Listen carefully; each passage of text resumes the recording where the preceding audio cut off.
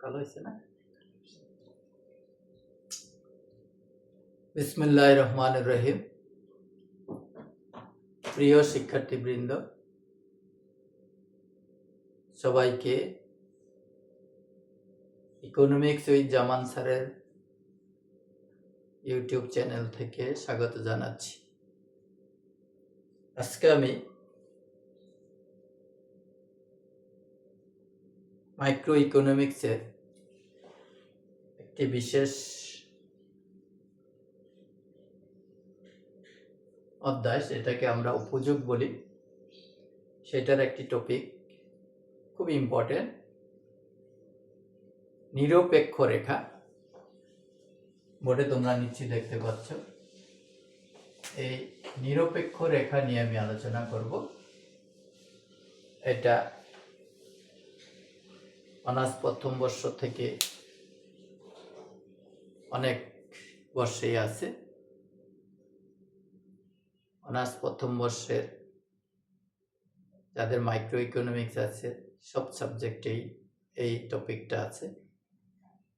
তাছাড়া মাস্টার্স পিলি এবং শেষ বর্ষেও আছে, ডিগ্রি প্রথম বর্ষেও আছে। সবার জন্য ক্লাসটি প্রযোজ্য। আমরা মনোযোগ দিয়ে ক্লাসটি দেখব এবং একটি ইম্পর্টেন্ট জিনিস, যেহেতু এটা আমরা সঠিকভাবে জানতে চেষ্টা করি। তো নিরপেক্ষ রেখা আমরা জানতে চেষ্টা করি। নিরপেক্ষ রেখা কাকে বলে? শিক্ষার্থীরা তোমরা একটু লিখে নাও। লিখতে হবে, নিরপেক্ষ রেখা এমন একটি রেখা যে রেখার বিভিন্ন বিন্দুতে দুটি দ্রব্যের বিভিন্ন সংমিশ্রণ প্রকাশ পায় এবং এই সংমিশ্রণগুলি থেকে ভোক্তা সম পরিমাণ উপযোগ পায়। নিরপেক্ষ রেখা এমন একটি রেখা যার বিভিন্ন বিন্দুতে দুটি দ্রব্যের বিভিন্ন সংমিশ্রণ থেকে ভোক্তা সম পরিমাণ উপযোগ পায়। প্রত্যেকটা বিন্দুতে উপযোগ সমান বিধায় বিন্দুগুলির প্রতি ভোক্তা নিরপেক্ষ থাকে। এই জন্য এটার নাম হয়েছে নিরপেক্ষ রেখা। আমি নিরপেক্ষ রেখা নিয়ে আলোচনা করতেছি। একটু দেখাচ্ছি।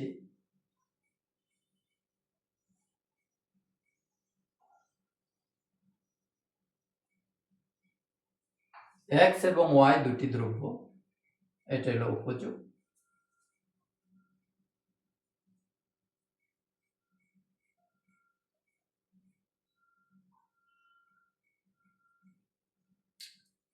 প্রথমে আমরা দেখালাম ভোক্তা এক দ্রব্য একটি, ওয়াই দ্রব্যের 5টি ভোগ করে একটা উপযোগ পায়। এখানে কিন্তু উপযোগ পরিমাপ করা যায় না, এটা পর্যায়গতটা, মনস্তাত্ত্বিকটা, যেটা মার্শালীয় না। এক্সের বিশ্লেষণ, এক্স দ্রব্যের একটি, ওয়াই দ্রব্যের 5টি ব্যবহার করে ভোগ করে ভোক্তা U0 উপযোগ পায়। এটা একটা কাল্পনিক সংখ্যা না, এখানে একটা কাল্পনিক বিষয়। যেই মজাটুক পায়, যে তৃপ্তিটুক পায়, সেটা 2টা এক্স আর 4টা ওয়াই ব্যবহার করে ওই একই পরিমাণ উপযোগ, অর্থাৎ এক্স বাড়ছে ওয়াই কমছে, উপযোগের কোনো পরিবর্তন হয় না। এক্স দ্বারা উপযোগ যোগ হয়েছে, ওয়াই দ্বারা উপযোগ বিয়োগ হয়েছে, ফলে উপযোগের কোনো পরিবর্তন হয়। ঠিক সেইভাবে আরো যদি এক্স বাড়ে, এটা দিয়ে কিছু উপযোগ যোগ হবে, ওয়াই কমবে, এটা দ্বারা উপযোগ কিছু বিয়োগ হবে, ফলে উপযোগের কোনো পরিবর্তন হবে না। তাইলে দুটি দ্রব্যের বিভিন্ন সংমিশ্রণে, একটা সংমিশ্রণ 1:5, 2:2, 3:2, সংমিশ্রণগুলি ভিন্ন কিন্তু উপযোগ সমান। এটাই হলো নিরপেক্ষ রেখার যে বিশ্লেষণটা, মূল থিমটা, সেটা আমরা বললাম। দ্রব্যের সংমিশ্রণগুলি ভিন্ন কিন্তু উপযোগ সমান। এটারে যদি আমরা এ সংমিশ্রণ দেই, এটারে যদি বি সংমিশ্রণ দেই, এটারে যদি সি সংমিশ্রণ দেই, প্রত্যেকটা বিন্দুতেই উপযোগ সমান, মোট উপযোগ সমান। এরকম একটা রেখা যদি আমরা চিত্রে উপস্থাপন করি সেটাই হবে নিরপেক্ষ রেখা। আমরা এখানে ছোট করে একটু দেখাই। এটা এক্স দ্রব্য, এটা ওয়াই দ্রব্য। এক্স দ্রব্য কত? 1 2 3। ওয়াই কত? 2 4 5। 2 4 5। প্রথমে এই বিন্দুতে 1 আর 5, 1 আর 5, 1 আর 5। বি বিন্দুতে 2 আর 4,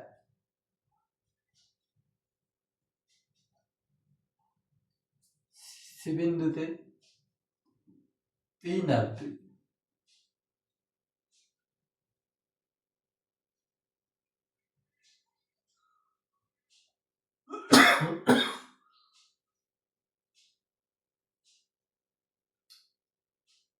এটা একটু চেঞ্জ করে দিই আমরা। এটাতে দেই 3, এটাতে দেই 2।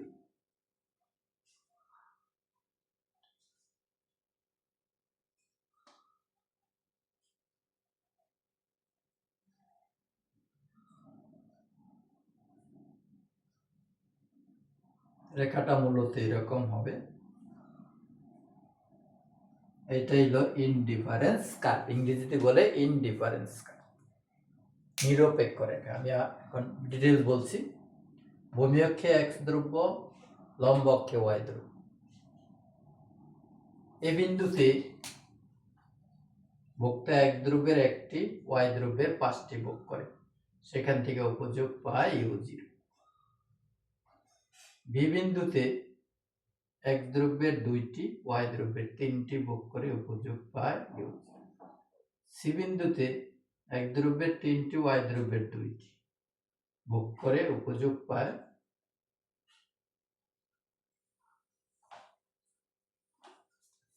তাহলে আমরা দেখলাম তিনটা বিন্দুতে দ্রব্যের সংমিশ্রণ ভিন্ন। 1:5, 2:3, এটা হল 3:2। সংমিশ্রণগুলি ভিন্ন ভিন্ন কিন্তু উপযোগ সমান। এরকম একটা রেখাই হলো নিরপেক্ষ রেখা। নিরপেক্ষ রেখা বলতে আমরা এমন একটি রেখাকে বুঝি যার বিভিন্ন বিন্দুতে বা সকল বিন্দুতে উপযোগ সমান কিন্তু দ্রব্যের সংমিশ্রণগুলি ভিন্ন। দুইটা কথা মনে রাখতে হবে, দ্রব্যের সংমিশ্রণগুলি ভিন্ন ভিন্ন কিন্তু উপযোগ সমান। এরকম রেখাকেই বলা হয় নিরপেক্ষ রেখা। অর্থনীতিতে নিরপেক্ষ রেখা একটা গুরুত্বপূর্ণ রেখা। এই রেখার দ্বারা আমরা অনেক আলোচনা করব পরবর্তীতে, এই জন্য এটা আমাদেরকে ভালো করে শিখতে হবে। তাইলে প্রথম আলোচনাটা আমাদের শেষ। নিরপেক্ষ রেখা কাকে বলে? দ্বিতীয় আলোচনা হলো প্রান্তিক পরিবর্তনের হার, marginal rate of substitution of x Y, অথবা মার্জিনাল রেট অফ প্রান্তিক পরিবর্তনের হারটা কি, এটা এখানেই আছে সম্পর্কিত বিষয়। নিরপেক্ষ রেখা আলোচনা করতে গেলে প্রান্তিক পরিবর্তনের হারটা জানতে হবে এবং এটা খুব ইম্পর্টেন্ট একটা জিনিস। একটা দ্রব্যের একক যদি আমরা বৃদ্ধি করি, ভোগের পরিমাণ যদি বাড়াই, যেমন এখানে ছিল এই বিন্দুতে ছিল এক্স একটা, বি বিন্দুতে গেলে এক্স ছিল কয়টা? 2টা। এক্স বাড়লো কয়টা? 1টা। এখানে এক ছিল 2 হলো, বাড়লো কয়টা? 1টা। একটা দ্রব্যের অতিরিক্ত একক বেশি ভোগ করলে আরেকটা দ্রব্যের ভোগ ছেড়ে দিতে হয়। এখানে ছেড়ে দিলাম কয়টা? 2টা। 5টা ছিল 3টা হলো, তাহলে একটা এক্স বৃদ্ধি করতে গিয়ে ওয়াই ছেড়ে দিলাম কয়টা? 2টা। একটি দ্রব্যের ভোগের পরিমাণ বৃদ্ধি করতে গিয়ে আরেকটি দ্রব্যের ভোগের পরিমাণ যতটুকু ছেড়ে দিতে হয়, এই দুইটার অনুপাতকে বলা হয় প্রান্তিক পরিবর্তন। আর এটার অনুপাতটাকে বলা হয় প্রান্তিক পরিবর্তনের হার। একটাকে বৃদ্ধি করলে আরেকটাকে ছেড়ে দিতে হয়, এটাকে বলে প্রান্তিক পরিবর্তন। এটাকে বৃদ্ধি করতে গেলে এটা ছেড়ে দিতে হয়, এটাকে বলে প্রান্তিক পরিবর্তন। আর যতটুকু ছেড়ে দিতে হয় সেই অনুপাতটা, তাহলে 1:2, এই অনুপাতটা হলো প্রান্তিক পরিবর্তন। অর্থাৎ একটা বৃদ্ধি করতে গেলে দুইটা ছেড়ে দিতে হয়, এটা হলো প্রান্তিক পরিবর্তনের হার। সেম ওয়ে বি থেকে সিতে গেলে আরো একটা এক্স বৃদ্ধি করতে গিয়ে ওয়াই ছেড়ে দিতে হলো কয়টা? একটা। এখানে প্রান্তিক পরিবর্তনের হার কত? 1। এখানে প্রান্তিক পরিবর্তনের হার কত? 2। তাহলে প্রান্তিক পরিবর্তনের হার হলো নিরপেক্ষ রেখার এক বিন্দু থেকে আরেক বিন্দুতে যদি বক্তা চলে যায়, বিন্দুর যদি স্থানান্তর করে, একটি দ্রব্যের অতিরিক্ত একক পেতে গেলে আরেকটি দ্রব্য ছেড়ে দিতে হয়। এই যে একটা পেতে গেলে আরেকটা ছেড়ে দিতে হয়, এটাকে বলে প্রান্তিক পরিবর্তন। আর যে অনুপাতে ছেড়ে দিতে হয় সেটাকে বলে প্রান্তিক পরিবর্তনের হার। তাহলে এই বিন্দু থেকে বি বিন্দুতে প্রান্তিক পরিবর্তনের হার কত? 2। 1:2 মানে একটার জন্য দুইটা। বি থেকে সিতে গেলে একটার জন্য একটা, এখানে প্রান্তিক পরিবর্তনের হার 1। এটা হলো প্রান্তিক পরিবর্তনের হার। এখানেও আমরা বুঝাইতে পারি, একটা বৃদ্ধি করতে গেলে এখানে ছেড়ে দিচ্ছে কয়টা? দুইটা। আরো একটা বৃদ্ধি করার জন্য ছেড়ে দিচ্ছে কয়টা? একটা। এখানে প্রান্তিক পরিবর্তনের হার হবে 2, এখানে প্রান্তিক পরিবর্তনের হার হবে 1। এই হলো marginal rate of substitution of x y, x এবং ওয়াই এর মধ্যে প্রান্তিক পরিবর্তনের হার। গেল আমাদের দ্বিতীয় টপিকটা। এরপরে আসে নিরপেক্ষ রেখার বৈশিষ্ট্য। নিরপেক্ষ রেখার বৈশিষ্ট্য, সেই বৈশিষ্ট্য আলোচনা করতে গেলে একটা রেখার সংজ্ঞার মধ্যেই বৈশিষ্ট্য চলে আসে। আমরা যদি মনোযোগ দিই, বুঝতে চেষ্টা করি, সংজ্ঞায় আমরা বলছি সকল বিন্দুতে উপযোগ সমান, কিন্তু দ্রব্যের সংমিশ্রণগুলি ভিন্ন ভিন্ন। তাহলে 1 নম্বর বৈশিষ্ট্য, নিরপেক্ষ রেখার 1 নম্বর বৈশিষ্ট্য হলো নিরপেক্ষ রেখাটা বাম দিক থেকে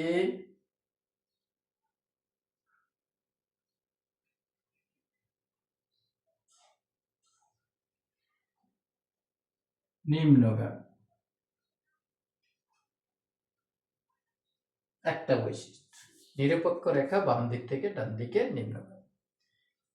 এখানেই আছে কেন নিম্নগামী, এটা আমরা আলোচনা করব। নিরপেক্ষ রেখার এক বিন্দু থেকে আরেক বিন্দুতে গেলে একটি দ্রব্যের ভোগের পরিমাণ বৃদ্ধি করতে গেলে আরেকটি দ্রব্যের ভোগের পরিমাণ ছেড়ে দিতে হয়। যদি ছেড়ে দিতে না হতো তাহলে নিরপেক্ষ রেখা নিম্নগামী হতো। নিরপেক্ষ রেখা নিম্নগামী হওয়ার জন্য দায়ী হলো প্রান্তিক পরিবর্তন। প্রান্তিক পরিবর্তন, একটি দ্রব্যের ভোগ বৃদ্ধি করতে গেলে আরেকটি দ্রব্যের ভোগ কমাতে হয়, ছেড়ে দিতে হয়। এই জন্যই রেখাটা নিম্নগামী। যদি ছেড়ে দিতে না হতো তাহলে রেখাটা নিম্নগামী হতো না। আমি একটু দেখাই।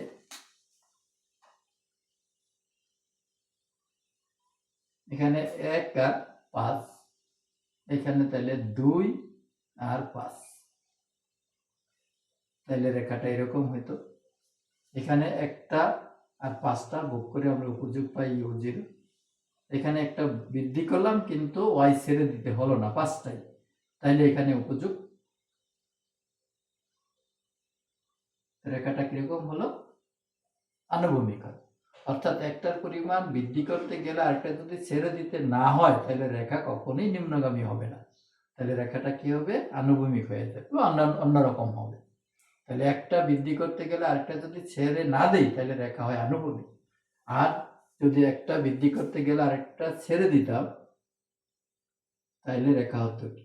এটা বৃদ্ধি করতে গিয়ে এটা একটু ছেড়ে দিলাম, তাহলে রেখা হতো এই যে নিম্নগামী। তাহলে আমরা বলতে পারি নিরপেক্ষ রেখা নিম্নগামী হওয়ার জন্য, বাম দিক থেকে ডান দিকে নিম্নগামী হওয়ার জন্য প্রান্তিক পরিবর্তনটাই দায়ী। একটা বৃদ্ধি করতে গেলে আরেকটা ছেড়ে দিতে হয়, এই কারণেই রেখাটা নিম্নগামী হয়। যদি ছেড়ে দিতে না হতো তাহলে রেখা নিম্নগামী হতো না। তাহলে আমরা একটা পয়েন্ট লিখবো বৈশিষ্ট্যের, এটা লিখে এটার উপর যতটুকু সংক্ষেপে সুন্দরভাবে উপস্থাপন করা যায় ততটুকু করবো। জিনিসটা বুঝতে হবে, নিরপেক্ষ রেখা বাম দিক থেকে ডান দিকে নিম্নগামী হওয়ার জন্য প্রান্তিক পরিবর্তনটাই দায়ী। দ্বিতীয় বৈশিষ্ট্য, এটা আমরা মুছে দিই, এখানে 2 নম্বর দিয়ে দিই। দ্বিতীয় বৈশিষ্ট্য হলো এই নিরপেক্ষ রেখাটা মূল বিন্দু দিকে, এটাকে বলে মূল বিন্দু বা কেন্দ্রবিন্দু, এই নিরপেক্ষ রেখাটা মূল বিন্দুর দিকে বা কেন্দ্রবিন্দুর দিকে উত্তল, সংক্ষেপে আমরা লিখি উত্তল। তোমরা একটু লিখে নাও, নিরপেক্ষ রেখা কেন্দ্রবিন্দুর দিকে উত্তল হয়। এটা হলো দ্বিতীয় বৈশিষ্ট্য, সেকেন্ড বৈশিষ্ট্য, সেকেন্ড ক্যারেক্টার। তাহলে নিরপেক্ষ রেখা উত্তল হওয়ার জন্য কি দেয়, কেন উত্তল, সেটা আমাদের এখন জানতে হবে। ওই একই কারণ, একটা দ্রব্যের অতিরিক্ত একক পাওয়ার জন্য আরেকটা ছেড়ে দিতে হয়। এই ছেড়ে দেওয়ার হারটা ক্রমহ্রাসমান। এখানে একটার জন্য ছেড়ে দিলাম কয়টা, একটা এক্স বৃদ্ধি করার জন্য ওয়াই ছেড়ে দিছি দুইটা, এখানে আরো একটা এক্স বৃদ্ধি করার জন্য ওয়াই ছেড়ে দিছি একটা, এখানে দুইটা ছাড়লাম, এখানে একটা ছাড়লাম। এই যে ছেড়ে দেওয়ার হারটা কমে গেল, ক্রমহ্রাসমান, প্রান্তিক পরিবর্তনের হারটা ক্রমহ্রাসমান, এইটাই হলো উত্তলতার জন্য দায়ী। তাহলে আমরা প্রথমে ছাড়লাম দুইটা, পরে ছাড়লাম একটা, তারপরে হয়তো ছাড়বই না বা হাফ ছাড়বো, তারপরে ছাড়বই। তাহলে রেখাটা ক্রমাগত নিচের দিকে আসবে আর এটা আস্তে আস্তে ডান দিকে বেঁকে যাবে। তাইলে নিরপেক্ষ রেখা উত্তল হওয়ার জন্য প্রান্তিক পরিবর্তনটা যে ক্রমহ্রাসমান সেটা দায়ী। প্রথমটা একটা এক্স পাওয়ার জন্য ওয়াই ছাড়ছি দুইটা, পরে একটা এক্স পাওয়ার জন্য ওয়াই ছাড়ছি একটা, তারপরে আরো একটা এক্স পাওয়ার জন্য ওয়াই ছাড়বো অর্ধেক, তারপরে আরো একটা এক্স পাওয়ার জন্য ওয়াই ছাড়বো কোয়ার্টার, তারপরে একটা সময় গিয়ে আর ছাড়বই।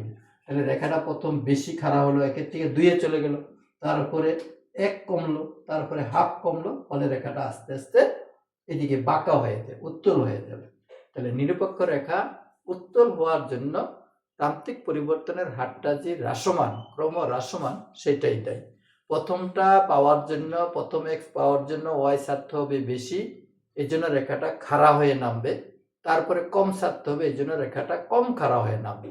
তাহলে একটা রেখা প্রথম বেশি খাড়া, তারপরে কম খাড়া, তারপরে আরো কম খাড়া, তার আরো কম খাড়া, এই জন্য রেখাটা উত্তল হয়ে যায়। আর যদি সবসময় 2 একক করে ছাড়তাম, আমরা দেখাই আমি, সবসময় যদি 2 একক করে ছাড়তাম, তাহলে রেখাটা কি হতো, একের সময় 5, এই 5, এই 3, এই 5, 3, 1, এখানেও ছাড়লাম 2, এখানেও ছাড়লাম 2, এখানেও ছাড়লাম 2, 1 পাওয়ার জন্য, তখন এই রেখাটা হতো সরল রেখা। তাহলে আমরা প্রতিবার যদি 1 একক পাওয়ার জন্য এটা 2 হারে ছাড়তাম, 2 করেই ছাড়তাম, তাহলে এই রেখাটা, এই অনুপাতটা সমান থাকতো, এই অনুপাতটা সমান থাকতো, ফলে রেখাটা কি হতো, উত্তল হতো না, সরল রেখা হতো। তাহলে যদি এরকম প্রশ্ন করে কেউ যে প্রান্তিক পরিবর্তনের হারটা যদি স্থির থাকে, সেক্ষেত্রে নিরপেক্ষ রেখাটার আকৃতি কেমন হবে, আসতে পারে সৃজনশীল প্রশ্ন। প্রান্তিক পরিবর্তনের হার স্থির থাকলে কনস্ট্যান্ট থাকলে নিরপেক্ষ রেখাটা কি হবে না, উত্তল হবে না, এটা হবে সরল রেখা। প্রথমে একটার জন্য ছাড়লাম দুইটা, তারপরে আবার একটার জন্য ছাড়লাম দুইটা, তাহলে এটা সমান হারে নিচের দিকে চলে, তাহলে মূলত নিরপেক্ষ রেখা হবে এটা। প্রান্তিক পরিবর্তনের হারটা ক্রমহ্রাসমান, প্রথম যে হারে ছাড়তে হয় তারপরে সে হারে ছাড়তে হয় না। এর পিছনেও কারণ আছে, আমরা ইনশাল্লাহ আরো যখন পরের ক্লাসে যাব সেখানে আমরা শিখব প্রথম কেন আমরা বেশি ছাড়ি, পরে কেন কম ছাড়ি, এটারও অর্থনৈতিক ব্যাখ্যা আছে। যাই হোক, নিরপেক্ষ রেখার বৈশিষ্ট্য আলোচনা করতে গেলে আমরা প্রথম বৈশিষ্ট্য লিখব, নিরপেক্ষ রেখা বাম দিক থেকে ডান দিকে নিম্নগামী, কারণ প্রান্তিক পরিবর্তনটা একটা বৃদ্ধি করতে গেলে আরেকটা ছেড়ে দিতে হয়, এটা ঋণাত্মক বলে, প্রান্তিক পরিবর্তন ঋণাত্মক, একটা বৃদ্ধি করতে গেলে আরেকটা ছেড়ে দিতে হয়। আর দ্বিতীয় বৈশিষ্ট্য হলো উত্তল হওয়ার জন্য দায়ী হলো প্রান্তিক পরিবর্তনের হারটা হ্রাসমান বা ক্রমহ্রাসমান। প্রথমটা বাড়াতে গেলে যতটুকু ছেড়ে দিতে হয়, দ্বিতীয়টা বৃদ্ধি করতে গেলে ততটুকু আর ছাড়তে হয় না, ক্রমেই কম ছাড়তে হয়, এই জন্য রেখাটা প্রথম বেশি খাড়া হয়ে নামে, তারপরে ক্রমে কম খাড়া হয়ে নামে, ফলে রেখাটা উত্তল আকৃতি ধারণ করে। এই দুইটা বৈশিষ্ট্য গেল আমাদের। তৃতীয় যে বৈশিষ্ট্যটা, সেটা হলো উপরের নিরপেক্ষ রেখা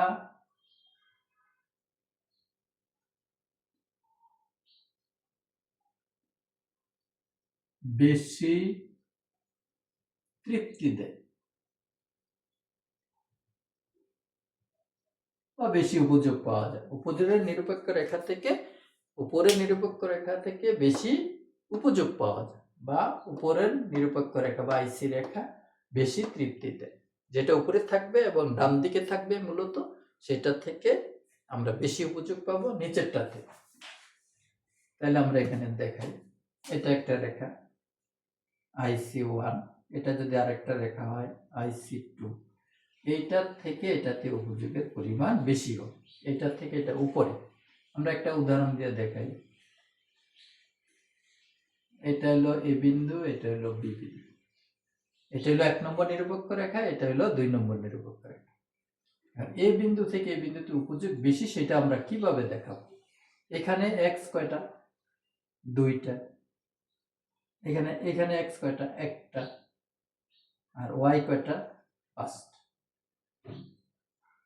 এই বিন্দুতে 1টার 5টা থেকে যদি উপযোগ আমি সংখ্যা দিয়ে দেখাই, যদিও সংখ্যা দিয়ে উপযোগ দেখানো যায় না, একটা x আর y 5, একটা রুটি আর 5টা কলা খেয়ে যদি আমি 15 একক মজা পাই, এখানে x কয়টা? 2টা, y কয়টা?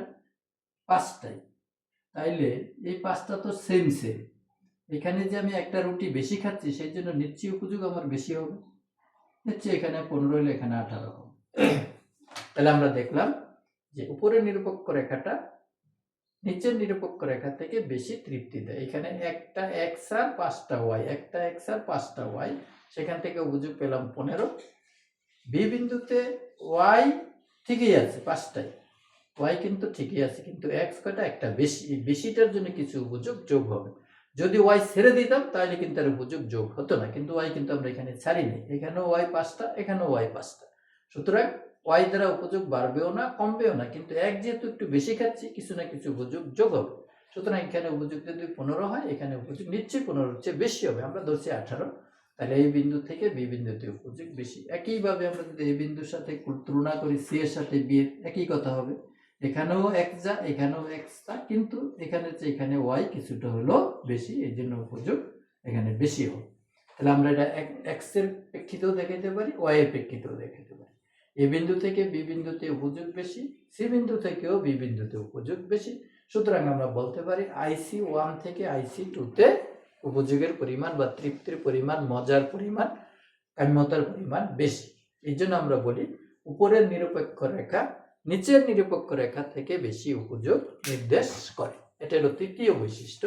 আর একটা বৈশিষ্ট্য আমি পড়াবো, অনেক বইয়ে বেশি আছে, দরকার নাই, ইংরেজি বইয়ে মাত্র 3টাই আছে, আমরা এখানে 4টা পড়াবো। দুটি নিরপেক্ষ রেখা পরস্পর ছেদ করতে পারে না। দুটি নিরপেক্ষ রেখা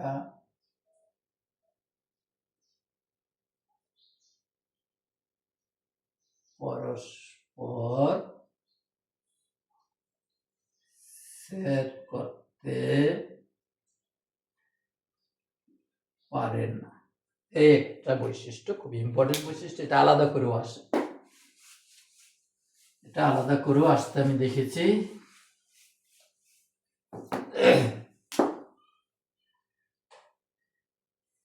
দুটি নিরপেক্ষ রেখা পরস্পর ছেদ করতে পারে, এটা আমরা আলোচনা করব। IC1, IC2,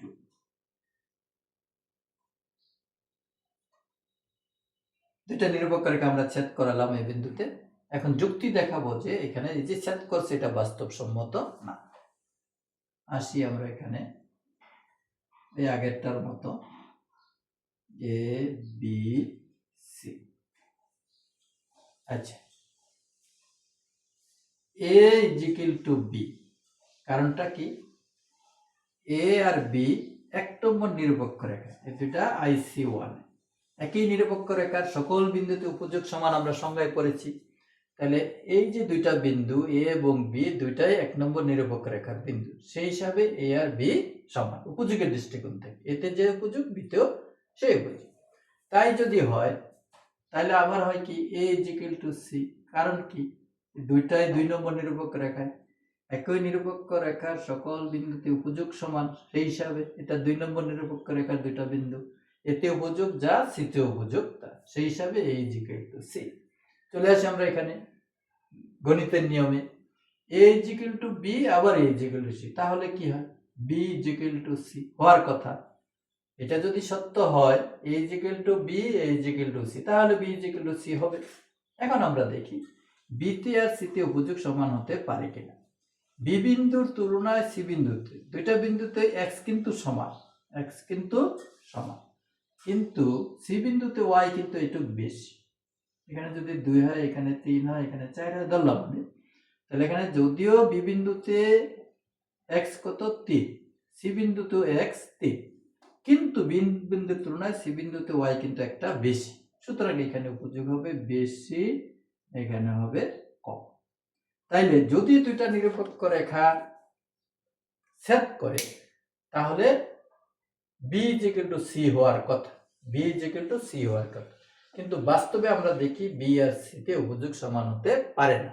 যেহেতু পারে না, সুতরাং আমরা বলবো দুটি নিরপেক্ষ রেখা পরস্পর ছেদ করতে পারে না। মূল থিমটা হলো যদি দুইটা রেখা ছেদ করে তাহলে b = c হওয়ার কথা, কিন্তু বাস্তবে b আর c তে উপযোগ সমান হতে পারে না। b তে উপযোগ কম হবে, c তে উপযোগ বেশি হবে, যেহেতু y এর পরিমাণ বেশি।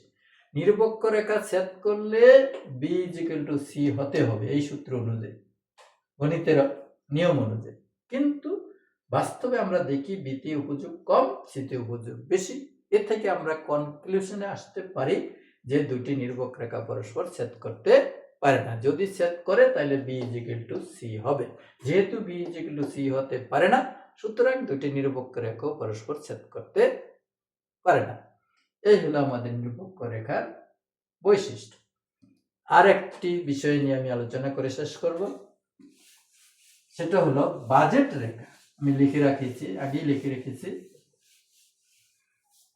বাজেট রেখা। আমরা তিনটা জিনিস নিয়ে আজকে আলোচনা করছি। একটা হলো নিরপেক্ষ রেখা কাকে বলে, প্রান্তিক পরিবর্তনের হারটা কি, নিরপেক্ষ রেখার বৈশিষ্ট্য এবং বাজেট। নিরপেক্ষ রেখার বাজেট রেখার মধ্যে তেমন পার্থক্য নেই, সেটা আমি বলে দিচ্ছি, তোমরা একটু লিখে নাও।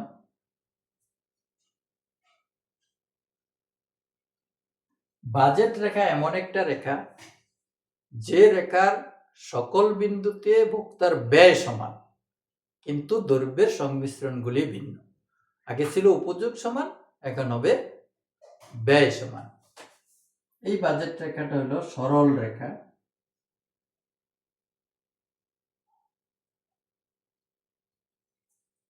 মনে করি একজন ভোক্তার কাছে 100 টাকা আছে, এই 100 টাকা দিয়ে সে এই তিনটা বিন্দুতে ভোগ করতে পারে।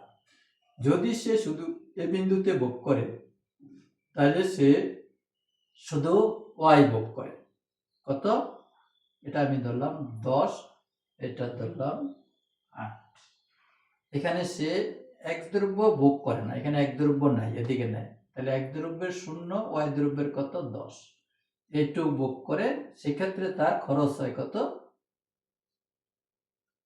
100 টাকা। যদি সে সি বিন্দুতে ভোগ করে, তাহলে এক দ্রব্য ভোগ করে 8টা, y দ্রব্য করে না, 0, এখানেও কিন্তু তার খরচ 100 টাকা।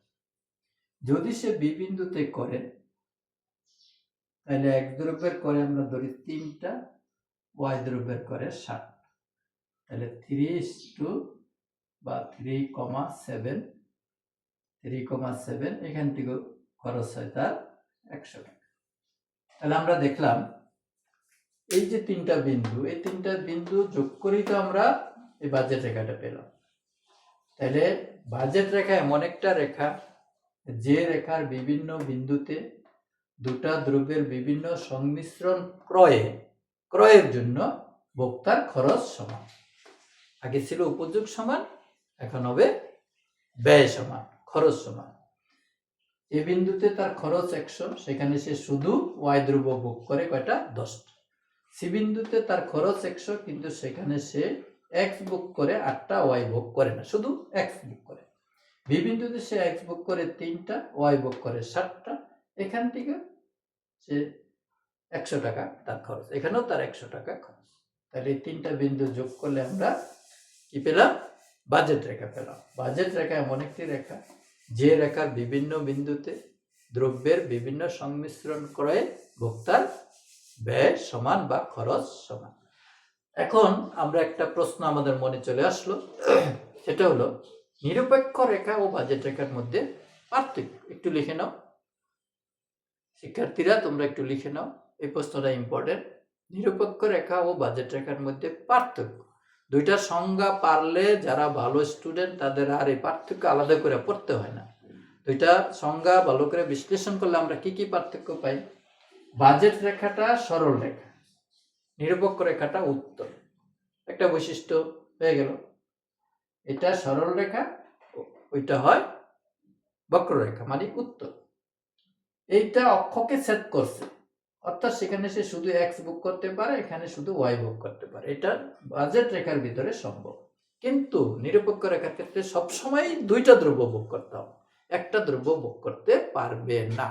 তাইলে নিরপেক্ষ রেখা কোনো অক্ষকে স্পর্শ করতে বা ছেদ করতে পারে না, বাজেট রেখা কিন্তু পারে।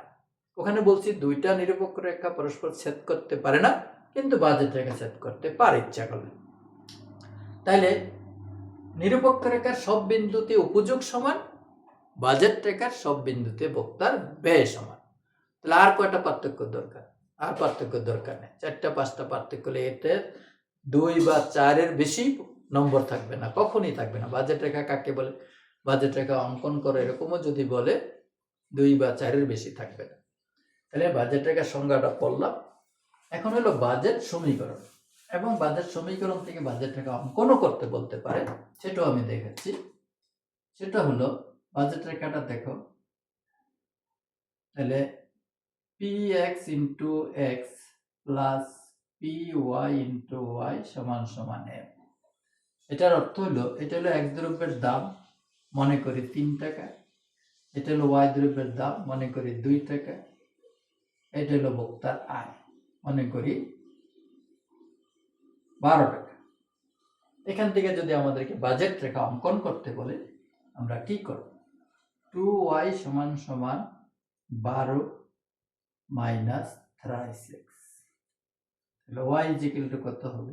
এটা যদি ভাগ করে দিই 2 দিয়ে, 6 মাইনাস 3x/2।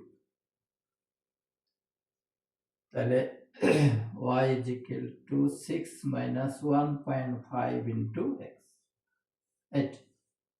এখন আমরা একটা সূচি তৈরি করে নেই।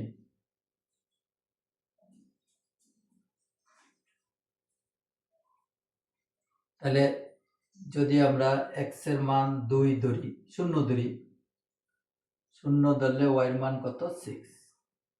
এটা যদি আমরা 2 ধরি, 2 ধরলে এখানে হয় কত? 3। 6 থেকে 3 গেলে থাকে 3। এইখানে যদি আমরা কত ধরলে 6 হয়? 4 ধরলে 6 হয়, 4 ধরলে 6। হিসাব করে নাও। অর্থনীতির শিক্ষার্থীদের এটা জানতে হবে। এখানে 0 ধরলে হয় কত? 6, y এর মান হয় 6। এখানে যদি আমি 3 ধরি, তাহলে 3 ধরলে কত হয়? 2 ধরি, 2 ধরলে 1.5 দুগুণে 3, 6 থেকে 3 গেলে থাকে 3। 4 ধরলে এখানে কত হয়? 4 6 হয়, 6 থেকে 6 গেলে হয় 0। এটা ভুল হয়েছে, 0। এই হলো আমরা সূচি তৈরি করে নিলাম। এখন রেখাটা অঙ্কন করি।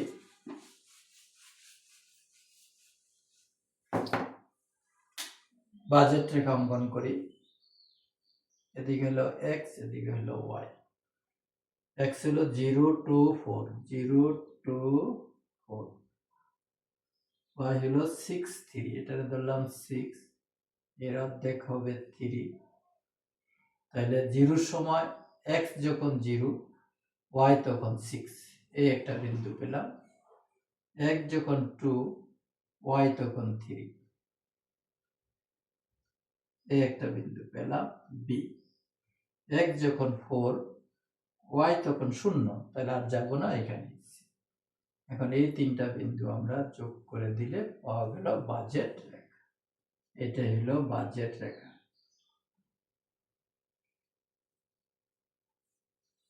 তাহলে যদি আমাদেরকে বলে একটি বাজেট সমীকরণ থেকে বাজেট রেখা অঙ্কন করো, তাহলে আমরা p x into x plus p y into y সমান সমান এম।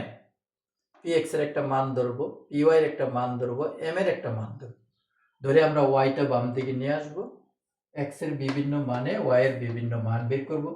একবার এক্স এর মান 0 থেকে ধরবো আর এমন একটা মান ধরবো যাতে ওয়াই 0 হয়ে যায়। একটু খেয়াল রাখতে হবে, এটা বাধ্যতামূলক না, এটা সেট করাইতে হলে এটা দেখাতে হবে। আর যদি সেট না করে এই পর্যন্ত আঁকি তাও হবে। যারা অনেক জানে এরা এইগুলির জন্য কোনো সমস্যা মনে করে না।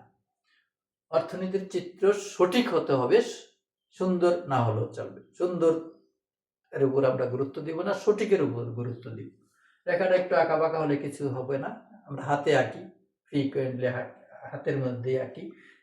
স্কেল নিলে এগুলি মাপা জোপা করতে অনেক সময় লাগে, ফুল অ্যান্সার করা যায় না। এই জন্য আমরা যদি পারি, এক্সপার্ট হয়ে গেলে হাতেই পারবে ইনশাল্লাহ। তাইলে এক্স এর বিভিন্ন মানে ওয়াই এর বিভিন্ন মান বের করে একটা রেখা আঁকবো। এই রেখাটা অলরেডি সরল রেখা হবে, এই রেখাটা অলরেডি কোনো অক্ষকে অবশ্যই বাড়ায় দিলে সেট করবে। আমরা এরকম 3টা মানেই নিতে চেষ্টা করব আলোচনা সংক্ষিপ্ত করার জন্য, যাতে খুব বড় হয়ে না যায়। যত অল্প সময়ে যত সুন্দর করে বেশি উপস্থাপন করা যায় বিভিন্নভাবে, যাতে আমরা ছাত্রদেরকে বুঝাতে পারি। যাই হোক, আমরা শেষ পর্যায়ে চলে আসছি ক্লাসের। এখন আমি আজকের ক্লাস থেকে যেই প্রশ্ন আসতে পারে সেইগুলি বলে দিচ্ছি, তোমরা একটু লিখে নাও সংক্ষেপে। প্রথম প্রশ্ন হলো, নিরপেক্ষ রেখা কাকে বলে বা নিরপেক্ষ রেখার সংজ্ঞা দাও। শেষ। প্রান্তিক পরিবর্তনের হার কি? প্রান্তিক পরিবর্তনের হার MRSXY কি? What is MRSXY? তারপর হলো নিরপেক্ষ রেখার বৈশিষ্ট্য আলোচনা করো। এই বৈশিষ্ট্য আলোচনা করলে নাম্বার একটু বেশি থাকবে, যেহেতু 4-5টা বৈশিষ্ট্য, 8 নম্বর 6 নম্বর থাকবে। আর এর মধ্যে যে 4টা বৈশিষ্ট্য আমি পড়ালাম, এর মধ্যে যে কোনো একটা বৈশিষ্ট্য দিয়ে দিতে পারি। যেমন নিরপেক্ষ রেখা উত্তল, ব্যাখ্যা করো। নিরপেক্ষ রেখা বাম দিক থেকে ডান দিকে নিম্নগামী কেন? দুটি নিরপেক্ষ রেখা পরস্পর ছেদ করতে পারে কি? যদি না হয় তাহলে কেন? এরকম। অথবা উপরের নিরপেক্ষ রেখা এবং নিচের নিরপেক্ষ রেখার মধ্যে তুলনা করো, কোথায় উপযোগ বেশি দেখাও। তাহলে এরকম যে কোনো একটা ছোট প্রশ্ন দিতে পারে 2 নম্বর 3 নম্বর দিয়ে। আর যদি 4টা একত্রে আসে তাহলে নাম্বার থাকবে 6 বা 8 বা 5, 10ও থাকতে পারে। নিরপেক্ষ রেখা কাকে বলে? খ দিয়া দিল, নিরপেক্ষ রেখার বৈশিষ্ট্য আলোচনা করো, একত্রে 10 হয়ে গেল। তাইলে নিরপেক্ষ রেখার বৈশিষ্ট্য আলোচনা করো। তারপরে হলো বাজেট রেখা কাকে বলে? বাজেট রেখার সংজ্ঞা দাও। পরের প্রশ্ন হলো, নিরপেক্ষ রেখা ও বাজেট রেখার মধ্যে পার্থক্য লিখো। সর্বশেষ প্রশ্ন হলো, বাজেট সমীকরণ থেকে কিভাবে বাজেট রেখা পাওয়া যায়, বা একটা সমীকরণ দিয়ে দিল ওরা, দিয়ে বললো এখান থেকে বাজেট রেখা অঙ্কন করো। তাহলে সবগুলি প্রশ্নে আমাদের ইম্পর্টেন্ট, আমাদের জানতে হবে। পরীক্ষায় কি আসে না আসে সেটা তো অনেক পরের বিষয়, আগে আমরা অর্থনীতি ভালো করে বুঝি। এটা যদি আমরা অর্থনীতি ভালোভাবে বুঝতে পারি, তাহলে আমার মনে হচ্ছে মজার আর কোনো সাবজেক্ট থাকে না।